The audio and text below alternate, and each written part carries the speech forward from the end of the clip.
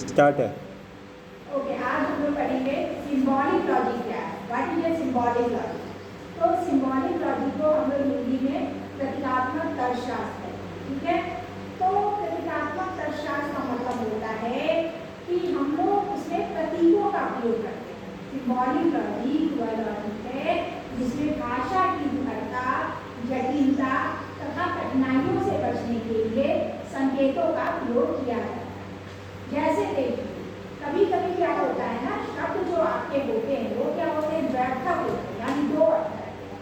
मान लीजिए आप लाइट लीजिए, लाइट का मतलब क्या होता है, कलर में भी होता है, लाइट से भी बात करते हैं, एक लाइट भी होता है। इसी तरह से न जाने दुनिया में कितने सारे शब्द हैं जो दो दो अर्थ रखते हैं, तो हमें समझने में कठिनाइयों का सामना करना पड़ता है। तो प्रतीकात्मक तर्कशास्त्र वह तर्कशास्त्र होता है जिसमें भाषा की विविधता, कठिनता तथा जटिलता से बचने के लिए हम लोग संकेतों का प्रयोग करते हैं। साथ ही प्रकथनों को व्यक्त करने के लिए, उनके संबंधों को बताने के लिए सिंबल्स का प्रयोग किया जाता है, संकेतों का प्रयोग किया जाता है, ठीक है। तो यहाँ पे बताया जा रहा है कि जो प्रकथन होते हैं, हमारे स्टेटमेंट्स होते हैं, there are two types of statement. प्रकथन कितने प्रकार के होते हैं, दो प्रकार के होते हैं। कौन कौन होते हैं, एक सिंपल होते हैं और एक कंपाउंड होते हैं। सरल प्रकथन होता है और एक मिश्र प्रकथन होता है। सरल प्रकथन क्या होता है, सरल प्रकथन वह प्रकथन होता है जिसमें एक ही वाक्य होते हैं। There are only one statement is called for simple statement, यानी एक ही प्रकथन। जैसे सीता सुंदर है, तो सीता सुंदर एक ही वाक्य है, एक ही प्रकथन है, तो इसको हम लोग बोलेंगे सरल प्रकथन। मिश्र प्रकथन, लॉजिक प्रकथन वह प्रकथन होता है जिसमें एक से अधिक वाक्य होते हैं।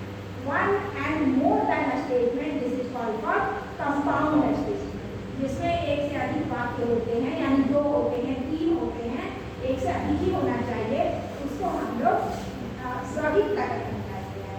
लॉजिक प्रकथन कितने प्रकार के होते हैं, तो there are four types of logic प्रकथन, जो कंपाउंड स्टेटमेंट है।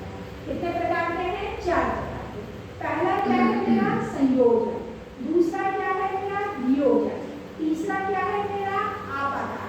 चौथा क्या है मेरा, निषेधात्मक। संयोजन इंग्लिश में बोलेंगे कंजंक्शन, वियोजन इंग्लिश में बोलेंगे डिस्जंक्टिव, आपादान इंग्लिश में बोलेंगे इम्प्लीकेशन, एंड चौथा हमारा है निगेशन, यानी कि निषेधात्मक। अब सबका क्या है, संकेत। जैसे कि हम बात करें संयोजन की बात करते हैं, हम लोग बात करेंगे कंजंक्शन की बात करेंगे, ठीक है।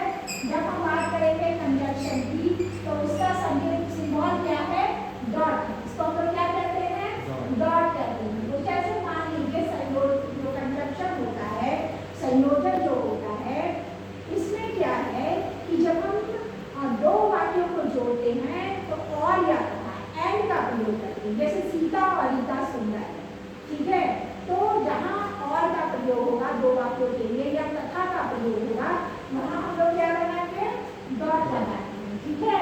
समझ में आ गया। तो कंजंक्शन संयोजन में क्या होता है, जो दो वाक्य होते हैं, there are two statement and joining point is and.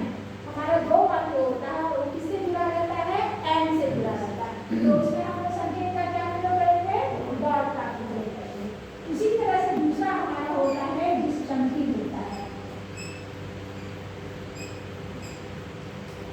तो डिस्जंक्टिव होता है, तो इसमें हम लोग क्या करेंगे, ये क्या होता है, जहाँ दो वाक्य, there are two statement and joining point is either of. जहाँ दो वाक्य हैं और दोनों वाक्य से जुड़े रहेंगे या वा से जुड़े रहेंगे। जैसे रोज इज आइदर रेड और येलो, गुलाब लाल है या पीला है, तो या वा आएगा, आइदर और आएगा, तो हम लोग क्या करेंगे, गेज का प्रयोग करेंगे। इसको क्या बोलते हैं, गेज या कीलक बोलते हैं, ठीक है। तो कंजंक्शन यानी संयोजन में क्या है, संयोजन वह होता है जिसमें दो वाक्य और या तथा से जुड़े रहते हैं। There are two statement and joining point is and, so we use the dot symbol, we use the dot. जैसे सीता और रीता सुंदर है, तो सीता और रीता है सुंदर के लिए, सीता सुंदर है के लिए पी, ठीक है, रीता सुंदर के लिए Q, and joining point is dot, P dot Q. समझ में आ रहा है।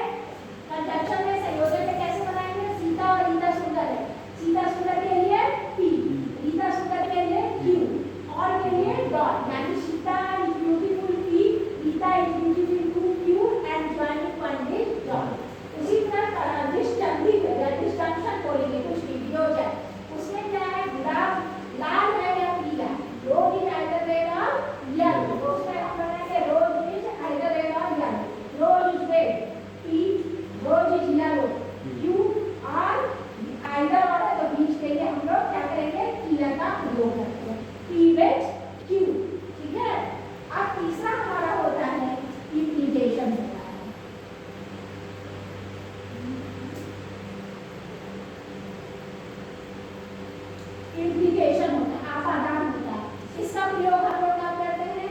इसका प्रयोग हम लोग करते हैं और शू के लिए करते हैं। मतलब जैसे इफ दैट से होगा, यदि तुम मेहनत करोगे तो परीक्षा पास करोगे, यदि अंधकार है तो रात है, there is night, if there is dark there will be light, क्या can you use together hard you will be success.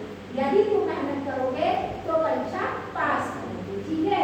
यदि बारिश होगी तो फसल अच्छी होगी। तो इफ दैट से जो शुरू होगा उसमें हम लोग क्या लगाते हैं?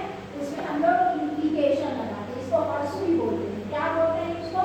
हॉर्सू भी बोलते हैं, इम्प्लीकेशन भी बोलते हैं। तो इसके लिए यदि तुम मेहनत करोगे, पी परीक्षा पास करोगे, क्यों, और इफ दैट के लिए इम्प्लीकेशन का प्रयोग या पी इम्प्लीकेशन भी। समझ में आ रहा है? कोई मुश्किल हो रही है? कोई मुश्किल नहीं है। चौथा मेरा है निगेशन।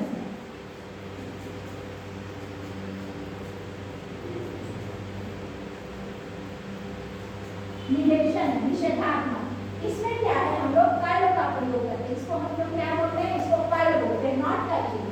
जैसे सीता सुंदर नहीं है तो सीता सुंदर के लिए हम बनाएंगे पी, एंड नॉट के लिए हम लोग नॉट या कर्ल करके लगाते हैं। गुलाब लाल नहीं है, rose is not red, rose is वहाँ पे रोज रेड के लिए पी, नॉट के लिए कर्ल। तो इस तरह से हम लोग संकेतों का प्रयोग करते हैं। तो सिंबॉलिक लॉजिक, बाहुल लॉजिक होता है, कंजंक्शन, हिंदी में बोलेंगे हम लोग संयोजन। मैं लिख देती हूँ, क्या है ये? संयोजन।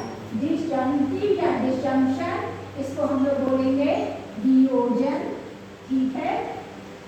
ये हमारा हो गया इम्प्लीकेशन, इसको हम लोग बोलेंगे आपादान या आपादानात्मक, कुछ भी, इम्प्लीकेशन, आपादान, ठीक है। निगेशन निषेधात्मक,